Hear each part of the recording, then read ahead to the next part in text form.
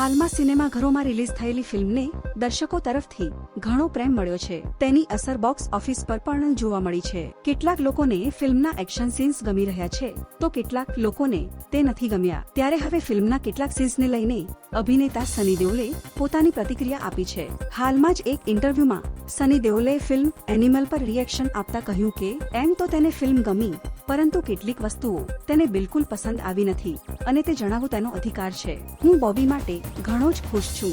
મેં એનિમલ જોઈ અને પસંદ આવી. આ એક સારી ફિલ્મ છે. તેમણે વધુમાં કહ્યું કે જો કે કેટલીક વસ્તુઓ મને પસંદ આવી નથી, જે મને કેટલીક ફિલ્મોમાં પસંદ નથી, મારી ફિલ્મમાં પણ નહીં. એક વ્યક્તિ તરીકે મને પસંદ અથવા નાપસંદનો અધિકાર છે, પરંતુ આ સારી ફિલ્મ છે. મ્યુઝિક ઘણું સારું છે અને સિક્વન્સની સાથે મળીને ચાલે છે. બોબી હંમેશા બોબી રહ્યો છે, પરંતુ તે હવે લોર્ડ બોબી બની ગયો છે.